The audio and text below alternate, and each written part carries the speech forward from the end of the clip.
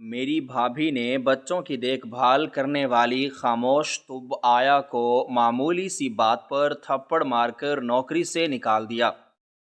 اس کے جانے کے بعد جب میں اس کے کمرے کی صفائی کر رہی تھی تو دیوار کے پیچھے چھپایا گیا ایک جدید سیٹلائٹ فون بجنے لگا۔ میں نے کانپتے ہاتھوں سے کال اٹھائی تو دوسری طرف سے آنے والی بھاری آواز سن کر میرے قدموں تلے زمین کھسک گئی، کیونکہ اس فون پر کہا جا رہا تھا کہ ہمارے گھر کے حالات کچھ اس طرح ہو گئے تھے کہ روزمرہ کے کام کاج سنبھالنا مشکل ہوتا جا رہا تھا۔ بھابھی کی طبیعت پچھلے کچھ عرصے سے مسلسل خراب رہنے لگی تھی اور انہیں ہر وقت تھکاوٹ اور سر درد کی شکایت رہتی تھی۔ گھر میں دو چھوٹے بچے تھے جن کی ہر وقت کی شرارتیں اور بھاگ دوڑ بھابھی کے لیے مزید پریشانی کا باعث بنتی تھی۔ بچے سارا دن صحن میں کھیلتے رہتے اور کبھی مٹی میں لت پت ہو کر اندر آ جاتے تو کبھی کسی چیز کو توڑ دیتے۔ بھابھی چونکہ بیمار رہتی تھیں اس لیے ان کے مزاج میں بہت زیادہ چڑچڑاپن آ گیا تھا۔ وہ بات بات پر غصہ کرنے لگی تھیں اور بچوں کو بھی ڈانٹتی رہتی تھیں۔ ان حالات کو دیکھتے ہوئے ہم سب گھر والوں نے مل کر یہ فیصلہ کیا کہ گھر کے کاموں اور خاص طور پر بچوں کی دیکھ بھال کے لیے ایک ملازمہ رکھ لینی چاہیے تاکہ بھابھی کو کچھ آرام مل سکے اور بچوں کی بھی صحیح طریقے سے دیکھ بھال ہو سکے۔ اس فیصلے کے بعد ہم نے محلے کی چند عورتوں سے بات کی تاکہ کوئی اچھی اور قابل بھروسہ عورت مل سکے۔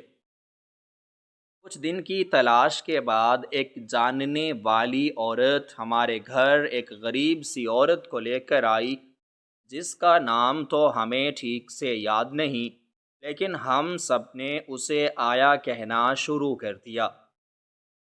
وہ دیکھنے میں انتہائی سادہ اور خاموش تو عورت تھی۔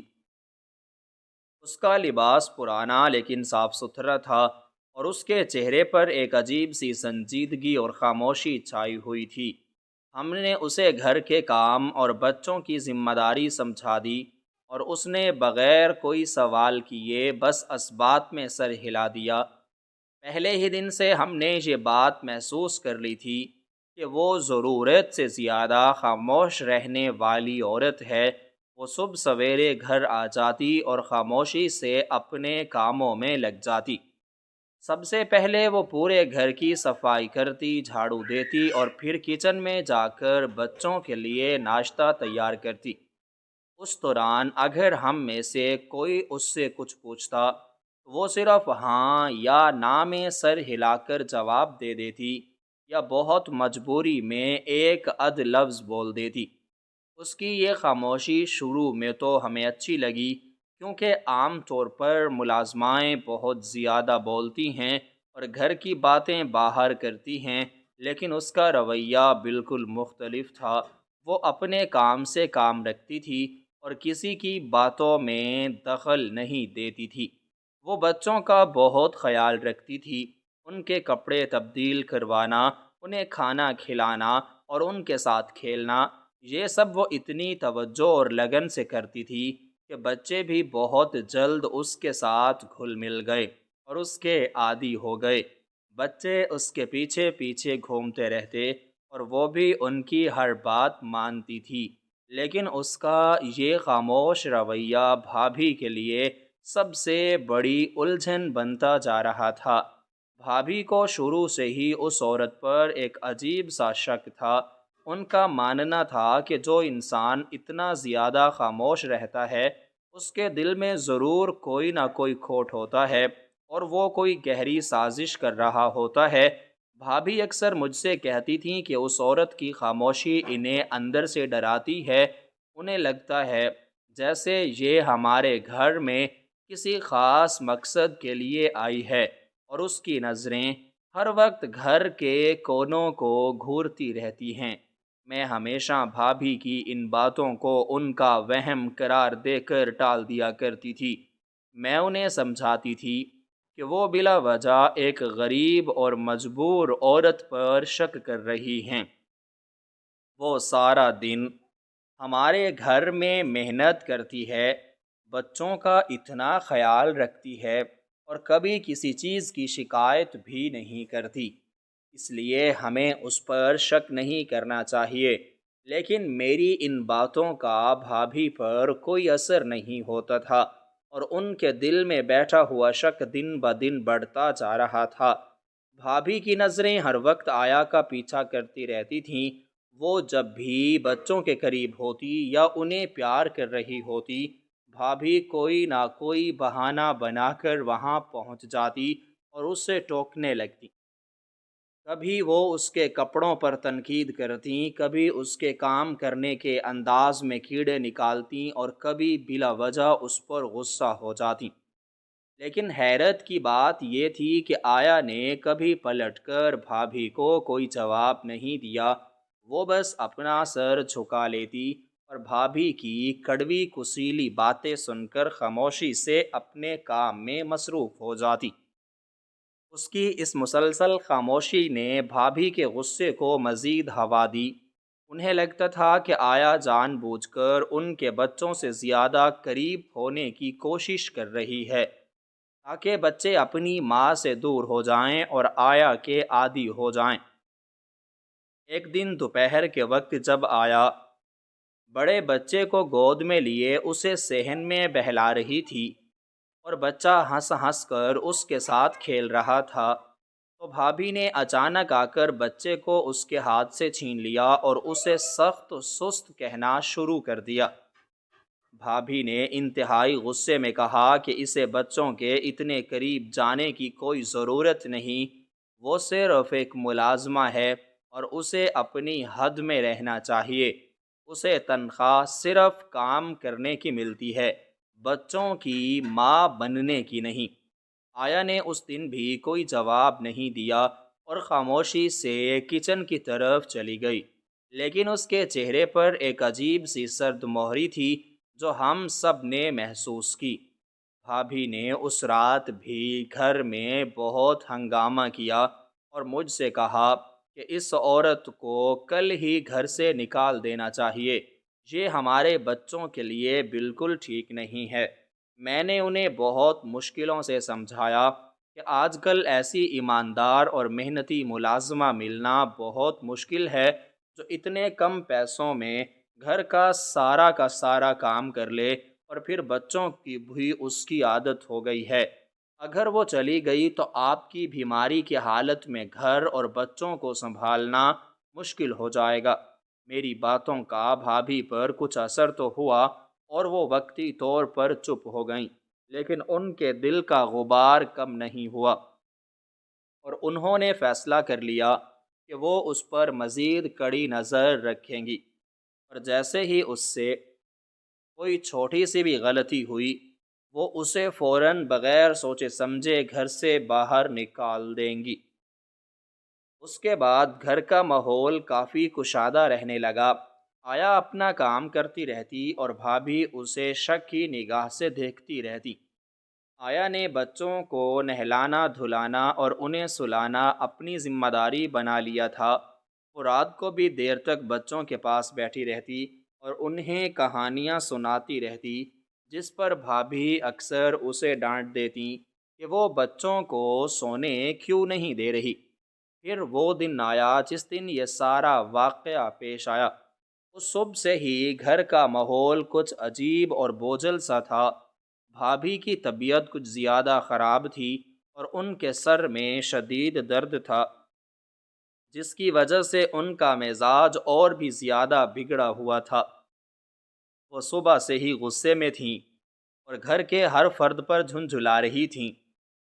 آیا صبح سویرے آ گئی تھی اور اس نے اپنے معمول کے مطابق گھر کی صفائی شروع کر دی تھی۔ اس نے بچوں کو ناشتہ کروایا اور انہیں صحن میں کھیلنے کے لیے چھوڑ دیا اور خود کپڑے دھونے میں لگ گئی۔ بچے صحن میں بھاگ دوڑ کر رہے تھے اور ایک دوسرے کے ساتھ کھیل رہے تھے۔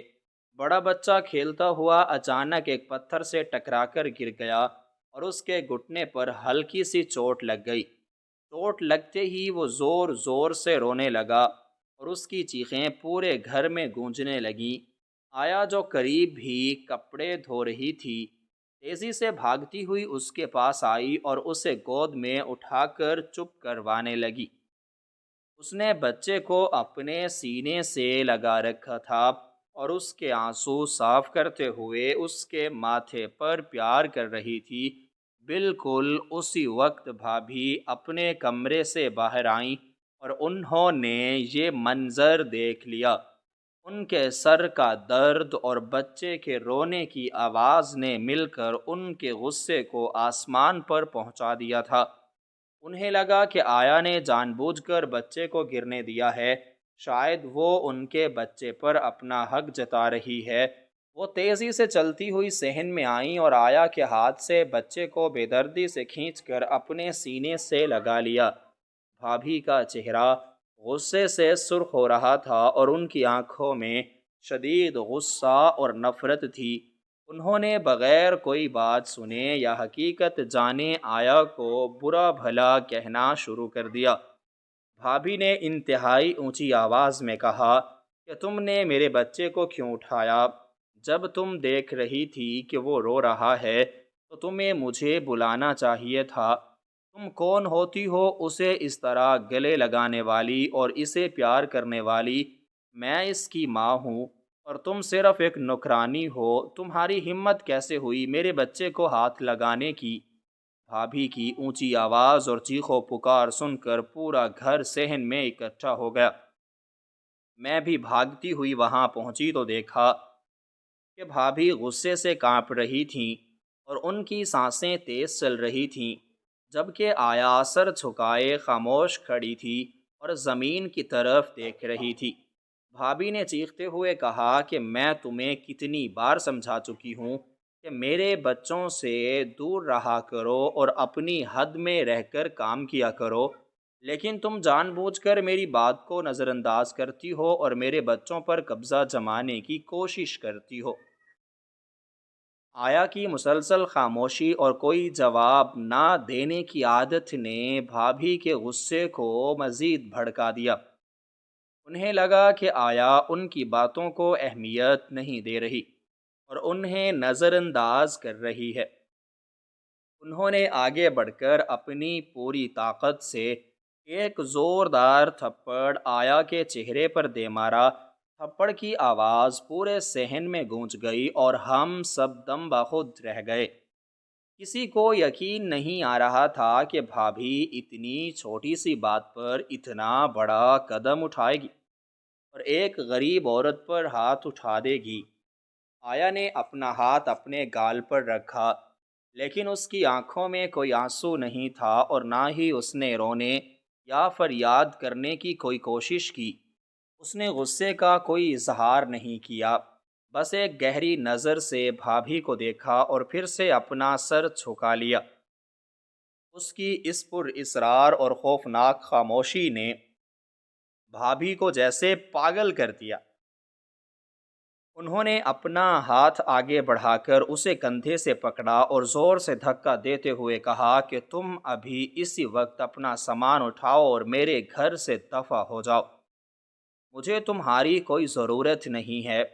تم جیسی عورتیں گھروں میں گھس کر کسی بڑے نقصان کا باعث بنتی ہیں۔ میں مزید ایک لمحہ بھی تمہیں اس گھر میں برداشت نہیں کر سکتی۔ بھابھی مسلسل بولتی جا رہی تھیں اور اسے دروازے کی طرف دھکیل رہی تھیں۔ انہوں نے صاف لفظوں میں کہہ دیا کہ اگر تم فوراً یہاں سے نہ گئیں تو میں مزید بے عزت کر کے اور دھکے دے کر تمہیں باہر نکال دوں گی۔ بس ابھی کے ابھی اس گھر سے نکل جاؤ۔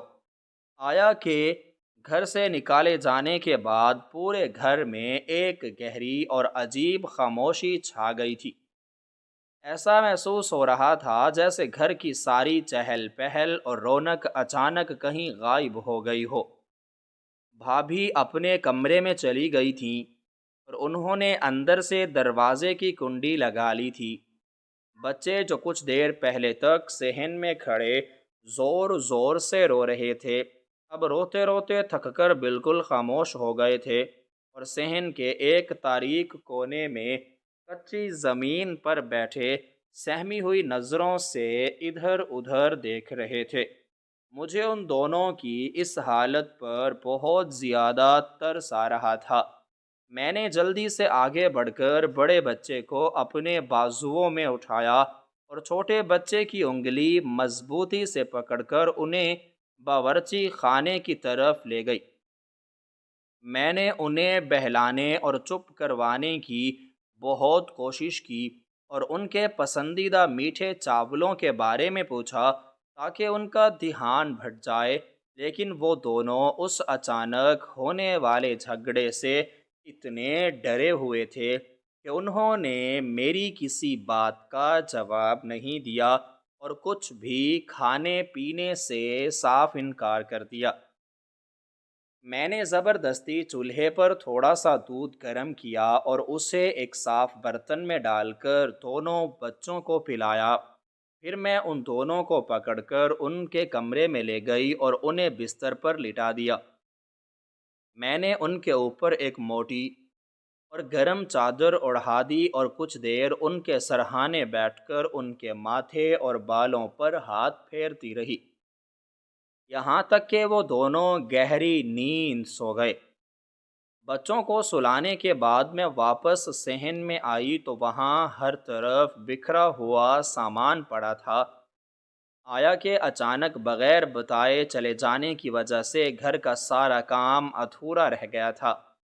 میں نے دل میں سوچا کہ بھابھی کی طبیعت ویسے ہی بہت خراب رہتی ہے اور آج وہ حد سے زیادہ غصے میں بھی ہیں، اس لیے مجھے ہی یہ سارا بکھرا ہوا کام آج رات ہونے سے پہلے پہلے ختم کرنا ہوگا۔ میں نے سب سے پہلے صحن میں بکھرے ہوئے مٹی اور لکڑی کے چھوٹے چھوٹے کھلونے اپنے ہاتھوں سے اکٹھے کیے اور انہیں ایک ٹوکری میں ڈال کر ان کی مقررہ جگہ پر رکھ دیا۔ پھر میں نے صحن کے ایک کونے سے پرانا جھاڑو اٹھایا اور پورے صحن کی اچھی طرح صفائی شروع کر دی۔ صحن کے ایک سرے سے لے کر دوسرے سرے تک میں نے سارا کچرا اور اڑتی ہوئی مٹی اکٹھی کی اور اسے ایک برتن میں ڈال کر گھر کے مرکزی دروازے سے باہر پھینک دیا۔ صحن صاف کرنے کے بعد میں سیدھا باورچی خانے میں گئی تو وہاں کا منظر دیکھ کر مجھے مزید پریشانی ہوئی، کیونکہ وہاں بہت سے گندے برتن بکھرے پڑے تھے۔ کچھ برتنوں میں رات کا بچا ہوا سالن لگا ہوا تھا اور کچھ میں پینے کا پانی تھا۔ میں نے ایک ایک کر کے سارے برتن پانی سے دھوئے اور انہیں ایک صاف سوتی کپڑے سے خشک کر کے لکڑی کی الماریوں میں ترتیب سے رکھ دیا۔ باورچی خانے کا سارا کام ختم کرنے کے بعد میں نے غسل خانے کا رخ کیا اور وہاں پڑا ہوا سرف اور صابن اٹھا کر گندے کپڑوں کی بالٹی کو پانی سے بھر دیا۔ میں نے ایک ایک کپڑا دھو کر صحن میں لگی ہوئی رسی پر پھیلا دیا تاکہ وہ ہوا سے خشک ہو جائیں۔ یہ سب کام کرتے کرتے مجھے کافی وقت لگ گیا اور میرے ہاتھ پیر دکھنے لگے۔ جب گھر کا سارا کام ختم ہو گیا تو اچانک مجھے خیال آیا کہ آیا کا کمرہ بھی صاف کر لینا چاہیے، کیونکہ وہ اپنا سامان بہت جلد بازی میں سمیٹ کر گئی تھی اور یقیناً وہاں سے چیزیں بکھری ہوں گی۔ میں آہستہ آہستہ قدم اٹھاتی ہوئی آیا کے کمرے کی طرف گئی اور لکڑی کا پرانا اور بھاری دروازہ دھکیل کر اندر داخل ہوئی۔ کمرے میں داخل ہوتے ہی مجھے ایک عجیب سی اور گہری اداسی کا احساس ہوا۔ یہ بالکل وہی کمرہ تھا جہاں آیا پچھلے کئی دنوں سے مسلسل رہ رہی تھی، اور اب یہ بالکل سونا اور خالی لگ رہا تھا۔ کمرے میں روزمرہ کا سامان بہت کم تھا۔ ایک طرف ایک پرانی چارپائی بچھی ہوئی تھی جس پر ایک میلا سا سوتی بستر پڑا تھا، اور دوسری طرف ایک چھوٹی سی لکڑی کی گول میز تھی جس پر پینے کے پانی کا ایک مٹی کا برتن اور ایک شیشے کا گلاس رکھا تھا۔ میں نے سب سے پہلے چارپائی پر پڑے ہوئے بستر کو سمیٹا اور اسے باہر صحن میں لے جا کر اپنے ہاتھوں سے اچھی طرح جھاڑا تاکہ اس میں چھپی ہوئی ساری گرد اور مٹی نکل جائے۔ پھر میں نے اسے لا کر دوبارہ چارپائی پر سیدھا کر کے بچھا دیا۔ اس کے بعد میں نے لکڑی کی میز کو ایک گیلے کپڑے سے صاف کیا اور پانی کے برتن اور گلاس کو دھو کر واپس اپنی جگہ پر رکھ دیا۔ کمرے کے کچے فرش پر کافی مٹی جمع ہو چکی تھی۔ میں نے جھاڑو سے پورے کمرے کی اچھی طرح صفائی کی اور پھر ایک گیلے کپڑے سے فرش کو رگڑ کر صاف کیا تاکہ ساری جمی ہوئی مٹی نکل جائے۔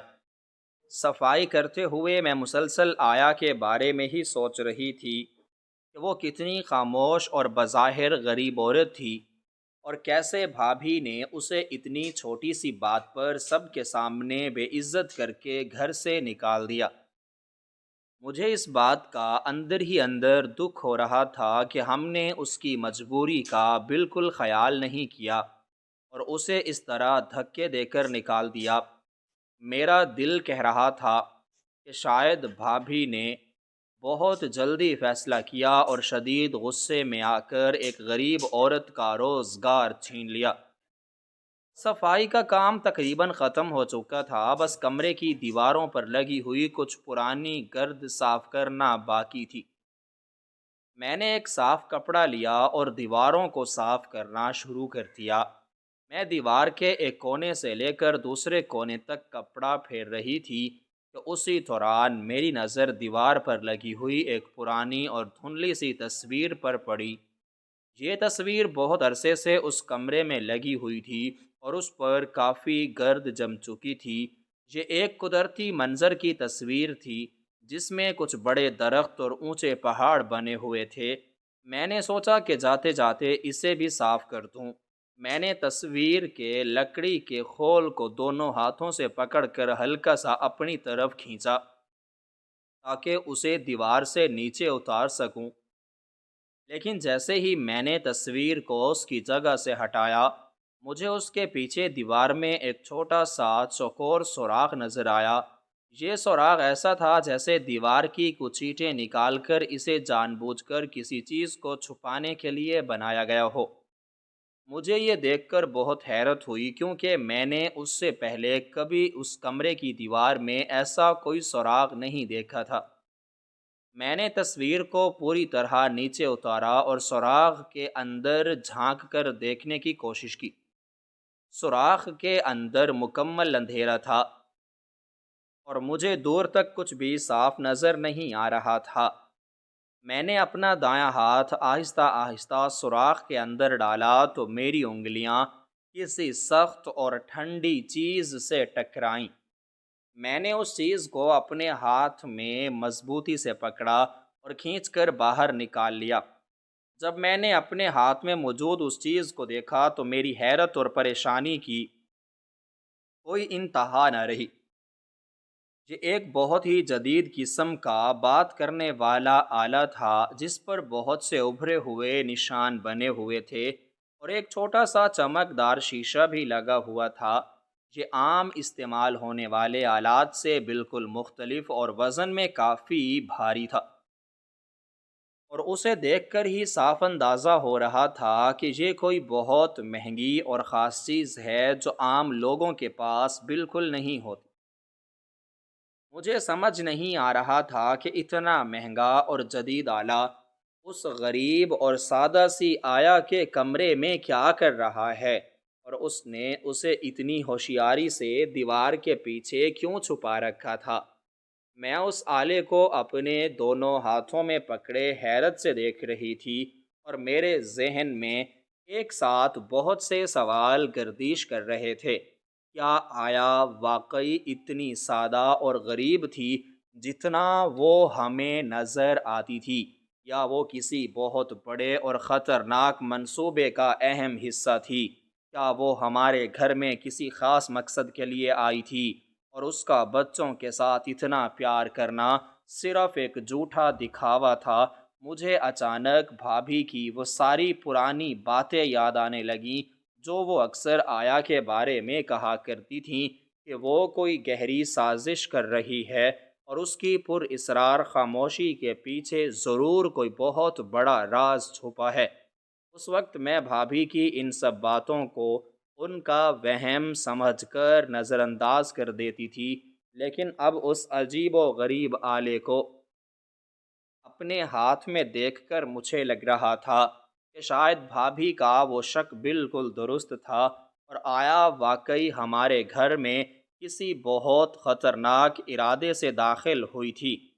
میں نے اس آلے کو واپس اسی دیوار کے سراغ میں رکھنے کا سوچا، لیکن پھر میرے دل میں ایک عجیب سا خوف اور شدید تجسس پیدا ہوا۔ میں ہر حال میں یہ جاننا چاہتی تھی کہ آخر اس عورت کا اصل مقصد کیا تھا، اور یہ آلہ اس کے پاس کہاں سے آیا۔ میں اس آلے کو مضبوطی سے اپنے ہاتھ میں پکڑے وہیں پرانی چارپائی پر بیٹھ گئی اور اس کے شیشے کو مسلسل گھورنے لگی۔ میرے ذہن میں بھابھی کا وہ شدید غصہ، ان کا آیا کو سب کے سامنے زوردار تھپڑ مارنا اور اسے دھکے دے کر گھر سے نکالنا بار بار گھوم رہا تھا۔ مجھے آہستہ آہستہ اس بات کا احساس ہو رہا تھا کہ ہم کتنی بڑی اور خوفناک مصیبت سے بال بال بچے ہیں، اور اگر بھابھی اس وقت غصہ نہ کرتیں اور آیا کو بر وقت گھر سے نہ نکالتیں تو شاید آج رات ہمارے گھر میں کچھ بہت برا اور بھیانک ہونے والا تھا۔ مجھے بھابھی کے اس ظالمانہ رویے پر اب بالکل غصہ نہیں آ رہا تھا، بلکہ ایک طرح کا دلی سکون محسوس ہو رہا تھا، لیکن اس کے ساتھ ہی مجھے یہ افسوس بھی تھا کہ ہم نے اتنی دن ایک ایسی عورت کو اپنے گھر میں پناہ دی جو بظاہر معصوم تھی، لیکن کسی بھی وقت ہمیں اور ہمارے خاندان کو بہت بڑا نقصان پہنچا سکتی تھی۔ میں اس آلے کو اپنے ہاتھ میں پکڑے ابھی سوچوں میں ہی گم تھی کہ اچانک اس آلے سے بہت تیز اور عجیب سی آواز آنے لگی۔ یہ آواز کسی عام گھنٹی جیسی بالکل نہیں تھی، بلکہ بہت تیز اور چبھنے والی تھی۔ اس اچانک پیدا ہونے والے شور سے کمرے کی خاموشی ٹوٹ گئی اور میرا دل زور زور سے دھڑکنے لگا۔ میرے ہاتھ پاؤں یکدم ٹھنڈے پڑ گئے اور مجھے سمجھ نہیں آ رہا تھا کہ میں کیا کروں۔ آواز مسلسل آ رہی تھی اور وہ آلہ میرے ہاتھ میں ہل رہا تھا۔ میں نے گھبراہٹ میں اسے چارپائی پر پھینکنے کا سوچا، لیکن تجسس نے مجھے روک لیا۔ میں جاننا چاہتی تھی کہ دوسری طرف کون ہے اور اس کا خاموش آیا سے کیا تعلق ہے۔ میں نے کانپتے ہاتھوں سے اس آلے پر بنے ایک ابھرے ہوئے بٹن کو دبایا تو وہ تیز آواز بند ہو گئی اور اندر سے سنسناہٹ کی آواز آنے لگی۔ میں نے ڈرتے ڈرتے اس آلے کو اپنے کان کے قریب کیا۔ میرا سارا جسم خوف سے لرز اٹھا۔ اچانک ایک بہت بھاری اور خوفناک آواز اس آلے سے ابھری جس نے میرے پورے وجود کو ہلا کر رکھ دیا۔ اس شخص نے انتہائی غصے اور بے صبری سے بولنا شروع کیا، اور اس کی ہر بات میرے دل پر ہتھوڑے کی طرح لگ رہی تھی۔ وہ شخص مسلسل بول رہا تھا اور اسے اس بات کا بالکل بھی اندازہ نہیں تھا کہ دوسری طرف وہ خاموش عورت نہیں ہے، بلکہ میں اس کی ساری باتیں سن رہی ہوں۔ اس بھاری آواز والے شخص نے کہا کہ تم اب تک خاموش کیوں ہو؟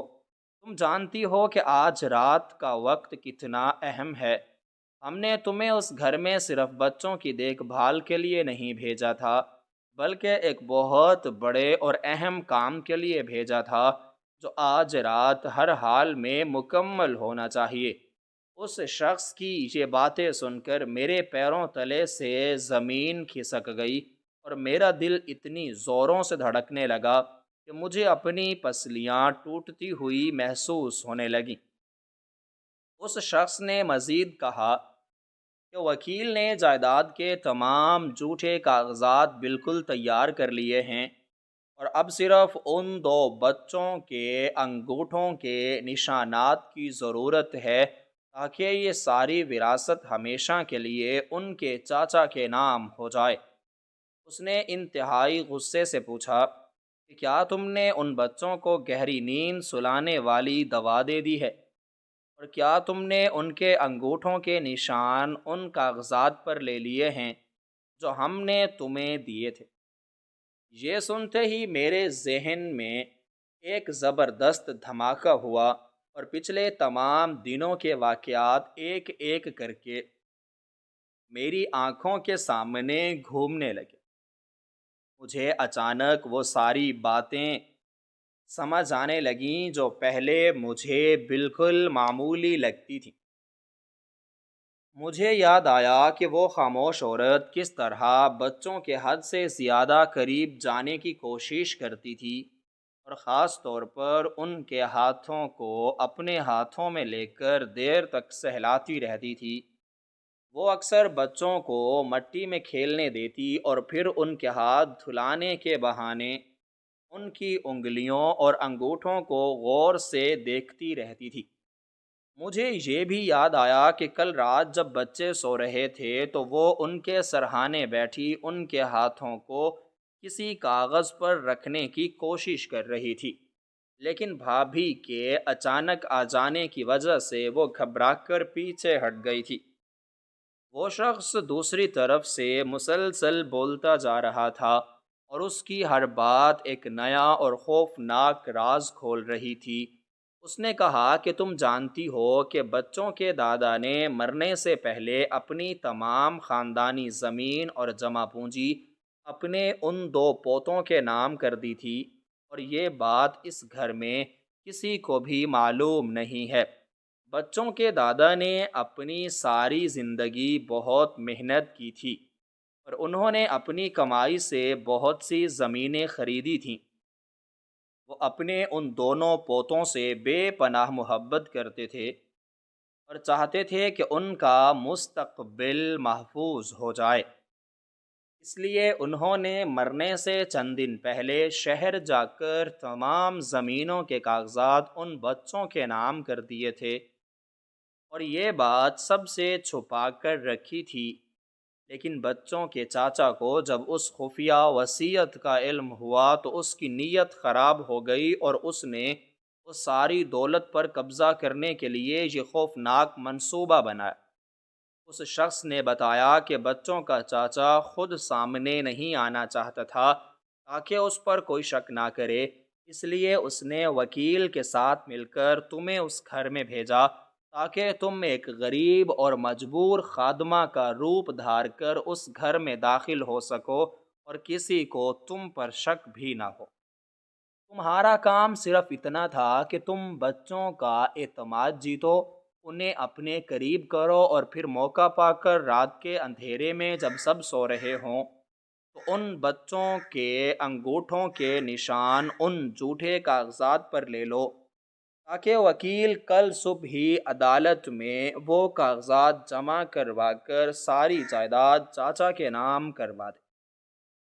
اس شخص کی یہ باتیں سن کر میرے ہوش اڑ گئے اور مجھے اپنے سگے چاچا کی وہ ساری ہمدردیاں یاد آنے لگیں جو وہ پچھلے کئی دنوں سے ہمارے ساتھ کر رہے تھے۔ وہ اکثر ہمارے گھر آتے اور بچوں سے بہت پیار جتاتے تھے۔ وہ بھابھی کی بیماری کا بھی بہت دکھ کرتے اور انہیں تسلیاں دیتے تھے۔ وہ جب بھی آتے تو اس عورت کے بارے میں ضرور پوچھتے کہ وہ کیسا کام کر رہی ہے اور کیا بچے اس کے ساتھ خوش ہیں۔ ہم ان کی باتوں کو ان کی محبت سمجھتے تھے، لیکن مجھے بالکل بھی اندازہ نہیں تھا کہ ان کی اس ہمدردی اور پیار کے پیچھے اتنی بھیانک اور گہری سازش چھپی ہوئی ہے۔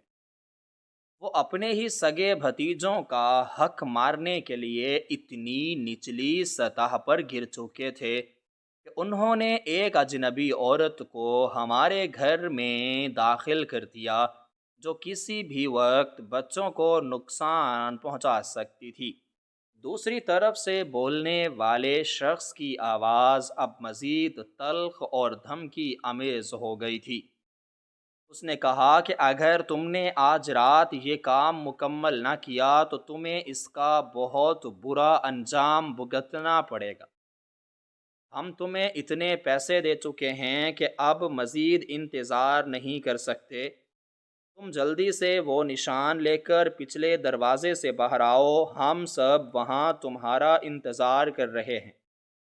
اس نے یہ بھی کہا کہ اگر گھر کا کوئی فرد راستے میں آئے تو اسے بھی ختم کرنے سے گریز مت کرنا، کیونکہ اتنی بڑی جائیداد کے لیے ہم کوئی بھی خطرہ مول لے سکتے ہیں۔ اس شخص کی یہ آخری بات سن کر میرے ہاتھ سے وہ آلہ چھوٹ کر بستر پر گر گیا اور دوسری طرف سے آواز آنا بند ہو گئی۔ میرا پورا جسم پسینے سے بھیگ چکا تھا اور مجھے سانس لینے میں شدید دشواری ہو رہی تھی۔ مجھے ایسا لگ رہا تھا جیسے پورے گھر کی دیواریں مجھ پر گرنے والی ہیں۔ میں نے کبھی خواب میں بھی نہیں سوچا تھا کہ ہمارے اپنے ہی رشتہ دار ہمارے ساتھ اتنا بڑا دھوکہ کر سکتے ہیں، اور وہ خاموش عورت جس پر ہم سب ترس کھاتے تھے وہ دراصل ایک بہت بڑی مجرم تھی جو ہمارے بچوں کی زندگی اور مستقبل کو تباہ کرنے کے لیے آئی تھی۔ مجھے بھابھی کے اس غصے پر اب فخر محسوس ہو رہا تھا جسے ہم سب برا سمجھ رہے تھے۔ اگر بھابھی آج صبح اس عورت کو تھپڑ مار کر گھر سے نہ نکالتی تو آج رات وہ اپنا خطرناک کام مکمل کر چکی ہوتی، اور ہم بس اس تباہی سے بالکل بے خبر گہری نیند سو رہے ہوتے۔ میں بستر سے اٹھی اور میرے قدم لڑکھڑا رہے تھے۔ مجھے سمجھ نہیں آ رہا تھا کہ میں کیا کروں۔ میں تیزی سے بھاگتی ہوئی کمرے سے باہر آئی اور سیدھا اپنے بھائی کے کمرے کی طرف دوڑی۔ میں نے زور زور سے دروازہ کھٹکھٹانا شروع کر دیا۔ میرا دل اتنی زوروں سے دھڑک رہا تھا کہ اس کی آواز مجھے اپنے کانوں میں سنائی دے رہی تھی۔ کچھ ہی دیر میں بھائی نے دروازہ کھولا۔ ان کی آنکھوں میں نیند تھی اور وہ مجھے اس قدر خوف زدہ دیکھ کر پریشان ہو گئے۔ بھابھی بھی پیچھے کھڑی حیرت سے مجھے دیکھ رہی تھیں۔ میں نے روتے ہوئے ان دونوں کے ہاتھ پکڑے اور انہیں اس عورت کے کمرے کی طرف لے آئی۔ میں نے کانپتے ہاتھوں سے وہ آلہ ان کے سامنے رکھا اور بغیر رکے ایک ہی سانس میں انہیں وہ ساری خوفناک باتیں بتا دیں جو میں نے ابھی ابھی اس آلے کے ذریعے سنی تھی۔ بھائی یہ سب سن کر سکتے میں آ گئے اور ان کا چہرہ غصے اور دکھ سے سرخ ہو گیا۔ انہیں یقین نہیں آ رہا تھا کہ ان کا اپنا سگا بھائی ان کے بچوں کے ساتھ اتنا گھناؤنا کھیل کھیل سکتا ہے۔ بھابھی تو یہ سب سن کر زمین پر ہی بیٹھ گئیں اور ان کی آنکھوں سے زاروں قطار آنسو بہنے لگے۔ وہ بار بار اپنے بچوں کا نام لے کر رو رہی تھیں اور کہہ رہی تھیں کہ انہوں نے انجانے میں اپنے بچوں کو اتنے بڑے خطرے میں ڈال دیا تھا۔ انہیں اس بات کا شدید صدمہ تھا کہ جس عورت کو انہوں نے اپنے گھر میں جگہ دی وہ ان کے بچوں کا مستقبل چھیننے آئی تھی۔ بھائی نے آگے بڑھ کر وہ آلہ اپنے ہاتھ میں اٹھایا اور اسے غور سے دیکھنے لگے۔ ان کے چہرے پر ایک عجیب سی کشمکش اور غصہ تھا۔ انہوں نے اپنے دونوں ہاتھ مضبوطی سے بھینچ لیے اور ان کی آنکھوں میں ایک فیصلہ کن چمک آ گئی۔ اب ہم سب اس کمرے میں کھڑے تھے اور رات کا اندھیرا گہرا ہوتا جا رہا تھا۔ ہمیں معلوم تھا کہ دشمن گھر کے پچھلے دروازے پر اس عورت کا انتظار کر رہے ہیں، اور اگر وہ باہر نہ گئی تو وہ لوگ کسی بھی وقت اندر داخل ہو سکتے ہیں۔ راز پوری طرح کھل چکا تھا اور اپنوں کا بھیانک چہرہ بے نقاب ہو گیا تھا، لیکن خطرہ ابھی ٹلا نہیں تھا، لیکن ہمارے سروں پر منڈلا رہا تھا۔ ہمیں فوری طور پر کوئی ایسا قدم اٹھانا تھا جس سے ہم ان مجرموں کو پکڑ سکیں اور اپنے بچوں کو ہمیشہ کے لیے محفوظ کر سکیں۔ ہم سب ایک دوسرے کی طرف دیکھ رہے تھے اور سوچ رہے تھے کہ اب آگے کیا ہوگا اور ہمیں اس بڑی مصیبت کا سامنا کیسے کرنا ہے۔ وہ رات بہت طویل اور خوفناک محسوس ہو رہی تھی۔ باہر ہوا چلنے کی آوازیں بھی ہمیں کسی دشمن کی آہٹ جیسی لگ رہی تھیں۔ بچوں کے کمرے کی طرف جانے والا ہر راستہ ہمیں غیر محفوظ لگ رہا تھا۔ بھابھی جلدی سے اٹھیں اور بھاگ کر بچوں کے کمرے میں آ گئیں۔ انہوں نے دونوں بچوں کو اپنے سینے سے لگا لیا اور انہیں جگائے بغیر ان کے ماتھے چومنے لگیں۔ وہ دل ہی دل میں اللہ کا شکر ادا کر رہی تھیں کہ ان کا غصہ آج ان کے بچوں کے لیے زندگی کی ضمانت بن گیا تھا، اگرچہ وہ غصہ بلا وجہ ایک بیماری کا نتیجہ تھا، لیکن اسی غصے نے اس خطرناک عورت کو گھر سے نکالنے کا راستہ بنایا تھا۔ بھائی مسلسل کمرے میں ٹہل رہے تھے اور سوچ رہے تھے کہ اس صورتحال سے کیسے نمٹا جائے۔ کیا انہیں اپنے بھائی کا سامنا کرنا چاہیے یا کسی اور کو مدد کے لیے بلانا چاہیے؟ وہ اعلیٰ بستر پر پڑا اب بھی ایک خوفناک کہانی سنا رہا تھا، اور ہم سب اس حقیقت کو ہضم کرنے کی کوشش کر رہے تھے کہ جن لوگوں پر ہم سب سے زیادہ بھروسہ کرتے تھے وہی ہماری جڑیں کاٹنے میں مصروف تھے۔ اس لمحے ہمیں یہ بھی اندازہ ہو رہا تھا کہ وہ عورت یقیناً اب تک ان لوگوں کو بتا چکی ہوگی کہ اسے گھر سے نکال دیا گیا ہے، یا پھر شاید وہ اب تک ان تک پہنچی ہی نہیں تھی۔ اگر وہ ان تک نہیں پہنچی تھی تو اس کا مطلب تھا کہ وہ اب بھی ہمارے گھر کے آس پاس ہی کہیں موجود ہو سکتی ہے اور اندھیرے کا فائدہ اٹھا کر دوبارہ اندر داخل ہونے کی کوشش کر سکتی ہے۔ اس خیال نے ہمارے خوف میں مزید اضافہ کر دیا اور ہم نے گھر کے تمام دروازے اور کھڑکیاں چیک کرنے کا ارادہ کیا تاکہ کوئی بھی اندر نہ آ سکے۔ بھائی نے کچھ دیر سوچنے کے بعد فیصلہ کیا کہ اب ہمیں خود کوئی قدم اٹھانے کی بجائے قانون کے محافظوں کو بلانا چاہیے۔ انہوں نے تیزی سے اپنی بات کرنے والا آلہ نکالا اور متعلقہ محکمے کے اعلیٰ افسر سے رابطہ کیا جو ان کے پرانے جاننے والے تھے۔ بھائی نے انہیں ساری صورتحال سے آگاہ کیا اور بتایا کہ کس طرح ہمارے اپنے سگے رشتہ دار جائیداد ہڑپ کرنے کے لیے گھر کے پچھلے دروازے پر گھات لگائے بیٹھے ہیں۔ افسر نے بھائی کو تسلی دی اور کہا کہ وہ بالکل خاموش رہیں اور گھر کی تمام بتیاں بجھا دیں تاکہ باہر کھڑے مجرموں کو یہی لگے کہ گھر کے سب لوگ گہری نیند سو چکے ہیں اور ان کا منصوبہ کامیابی کے قریب ہے۔ بھائی نے فوری طور پر گھر کی تمام بتیاں بجھا دیں اور ہم سب اندھیرے میں سہم کر بیٹھ گئے۔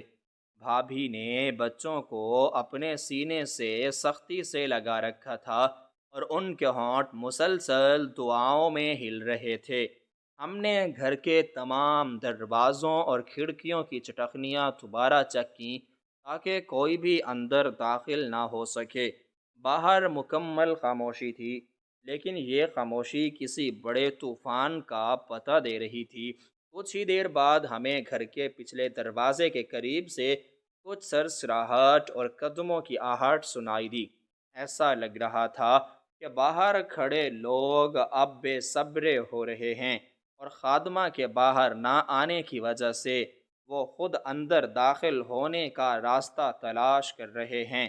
میرے دل کی دھڑکن اتنی تیز ہو چکی تھی کہ مجھے لگ رہا تھا کہ یہ آواز باہر تک جا رہی ہے۔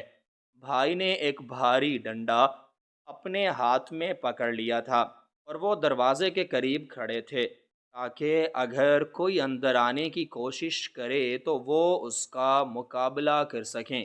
ہم سب کی سانسیں رکی ہوئی تھیں اور ہر گزرتا لمحہ ایک صدی جیسا لگ رہا تھا۔ اچانک ہمیں باہر سے کچھ گاڑیوں کے رکنے کی ہلکی سی آواز آئی اور اس کے فوراً بعد بھاری قدموں کی آوازیں سنائی دینے لگیں۔ یہ قانون کے محافظ تھے جو بالکل خاموشی سے اور پوری تیاری کے ساتھ وہاں پہنچ چکے تھے۔ اس سے پہلے کہ باہر کھڑے مجرم کچھ سمجھ پاتے، محافظوں نے انہیں چاروں طرف سے گھیر لیا اور انہیں ہتھیار ڈالنے کا حکم دیا، باہر اچانک شور مچ گیا اور کسی کے بھاگنے اور گرنے کی آوازیں آنے لگیں۔ ہم سب کھڑکی کے چھوٹے سے سوراخ سے باہر کا منظر دیکھنے کی کوشش کر رہے تھے۔ محافظوں نے اپنے طاقتور روشنی والے آلات جلا دیے تھے، جن کی تیز روشنی میں رات کا اندھیرا دن میں بدل گیا تھا۔ ہم نے دیکھا کہ محافظوں نے 3 لوگوں کو زمین پر لٹا کر ان کے ہاتھ پیچھے باندھ دیے تھے۔ ان میں سے ایک وہ وکیل تھا جس نے جائیداد کے جھوٹے کاغذات تیار کیے تھے، دوسرا کوئی نامعلوم غنڈہ تھا، اور تیسرا وہ شخص جس کا چہرہ دیکھ کر میرے بھائی کی آنکھوں میں آنسو آ گئے۔ وہ ہمارا اپنا سگا چچا تھا جس نے دولت کی لالچ میں اپنے ہی خون سے غداری کی تھی۔ کچھ ہی دیر میں وہ خادمہ بھی وہاں پہنچ گئی جو شاید کہیں چھپی ہوئی تھی اور اپنے ساتھیوں کے پکڑے جانے کا سن کر بھاگنے کی کوشش کر رہی تھی، لیکن محافظوں نے اسے بھی دبوچ لیا اور اس کے ہاتھ بھی باندھ دیے۔ خطرہ پوری طرح ٹل چکا تھا اور وہ تمام لوگ جو ہمارے بچوں کی زندگی اور مستقبل کو تباہ کرنے آئے تھے، اب قانون کی گرفت میں تھے۔ اعلیٰ افسر نے بھائی کو باہر بلایا اور ان سے وہ جدید بات کرنے والا آلہ ثبوت کے طور پر اپنے قبضے میں لے لیا، جس کے ذریعے ہم نے ان کی ساری سازش سنی تھی۔ افسر نے بتایا کہ یہ خادمہ دراصل ایک بہت پرانی اور عادی مجرمہ ہے جو پہلے بھی کئی گھروں میں کسی طرح خادمہ بن کر داخل ہو چکی ہے اور وہاں سے قیمتی سامان اور جائیداد کے کاغذات چوری کر چکی ہے۔ چاچا نے اس مجرمہ کو بھاری رقم دے کر ہمارے گھر میں بھیجا تھا تاکہ وہ بڑی صفائی سے بچوں کے انگوٹھوں کے نشانات لے سکے۔ چاچا کا سر شرم سے جھکا ہوا تھا اور ان کے چہرے پر شدید خوف اور پچھتاوا نظر آ رہا تھا۔ بھائی نے آگے بڑھ کر چاچا کی آنکھوں میں آنکھیں ڈال کر دیکھا اور انتہائی دکھ بھرے لہجے میں ان سے پوچھا کہ آخر انہوں نے اتنی بڑی غداری کیوں کی؟ کیا انہیں اپنے سگے بھتیجوں پر ذرا بھی ترس نہیں آیا جو انہیں اپنے باپ کی طرح عزت دیتے تھے؟ چاچا کے پاس ان باتوں کا کوئی جواب نہیں تھا۔ وہ بس خاموشی سے زمین کی طرف دیکھتے رہے، کیونکہ دولت کی ہوس نے انہیں اتنا اندھا کر دیا تھا کہ وہ رشتوں کا تقدس بالکل بھول چکے تھے۔ محافظوں نے ان سب کو اپنی گاڑیوں میں بٹھایا اور وہاں سے لے کر چلے گئے۔ ان کے جانے کے بعد گھر میں ایک عجیب سا سکون اور اطمینان پھیل گیا، جیسے کوئی بہت بڑا بوجھ ہمارے سروں سے اتر گیا ہو۔ ہم سب واپس کمرے میں آئے اور ایک دوسرے کی طرف دیکھ کر گہرے سانس لینے لگے۔ بھابھی جو اب تک شدت جذبات سے رو رہی تھیں، انہوں نے آگے بڑھ کر میرے بھائی کے ہاتھ چومے اور پھر مجھے گلے لگا کر رونے لگی۔ وہ بار بار کہہ رہی تھیں کہ اگر میں صفائی کرتے ہوئے وہ آلہ نہ ڈھونڈتی تو آج ہم سب برباد ہو چکے ہوتے۔ انہوں نے اپنے اس غصے اور چڑچڑے پن بھی ندامت کا اظہار کیا جس کی وجہ سے وہ پچھلے کئی دنوں سے ہم سب کو پریشان کر رہی تھیں، لیکن ساتھ ہی وہ اللہ کا لاکھ لاکھ شکر ادا کر رہی تھیں کہ ان کا وہی بلا وجہ کا غصہ آج ان کے بچوں کے لیے ایک بہت بڑی ڈھال بن گیا اور ایک ظالم عورت کو اپنا کام مکمل کرنے سے پہلے ہی گھر سے باہر نکلنے پر مجبور کر دیا۔ ہم سب نے مل کر اللہ کی بارگاہ میں سجدہ شکر ادا کیا کہ اس نے ہماری اندیکھی مصیبت سے حفاظت فرمائی اور ہمیں اپنوں کے روپ میں چھپے ہوئے دشمنوں سے بچا لیا۔ صبح کا اجالا پھیلنا شروع ہو گیا تھا اور پرندوں کے چہچہانے سے گھر کا ماحول دوبارہ سے زندہ ہونے لگا۔ رات کا وہ بھیانک خواب اب ہمیشہ کے لیے ختم ہو چکا تھا۔ بچوں کی معصومیت اور ان کا حق محفوظ ہو چکا تھا۔ اس واقعے نے ہم سب کو یہ اہم سبق سکھایا کہ کبھی بھی کسی انجان شخص پر اندھا اعتبار نہیں کرنا چاہیے، اور رشتوں کے معاملے میں بھی ہمیشہ محتاط رہنا چاہیے، کیونکہ بعض اوقات وہ لوگ جنہیں ہم اپنا خون سمجھتے ہیں وہی ہماری جڑیں کاٹنے میں مصروف ہوتے ہیں۔ ہم نے فیصلہ کیا کہ اب ہم بچوں کی اس جائیداد کو قانونی طور پر مزید محفوظ بنائیں گے تاکہ مستقبل میں کوئی بھی ان کے حق پر ڈاکہ ڈالنے کی ہمت نہ کر سکے۔ اس کے بعد ہم نے سب سے پہلا کام یہ کیا کہ ایک نہایت ایماندار اور قابل بھروسہ قانونی ماہر کی خدمات حاصل کیں تاکہ بچوں کے دادا کی طرف سے چھوڑی گئی اس ساری وراثت کو مکمل طور پر محفوظ کیا جا سکے۔ ہم نے عدالت میں وہ ساری تفصیلات اور سارے ثبوت جمع کروائے جو ہمیں اس رات اس بات کرنے والے آلے سے ملے تھے، اور سرکاری اہلکاروں کی طرف سے دی گئی تفتیشی رپورٹ بھی ان کاغذات کا حصہ بنائی گئی۔ عدالت نے تمام گواہوں اور ثبوتوں کو مد نظر رکھتے ہوئے چاچا اور ان کے تمام ساتھیوں کو کڑی سزا سنائی، اور وہ ساری جائیداد سرکاری طور پر دونوں بچوں کے نام پر منتقل کر دی گئی، جس کے بعد کسی بھی قسم کے دھوکے یا فراڈ کا کوئی راستہ باقی نہیں بچا۔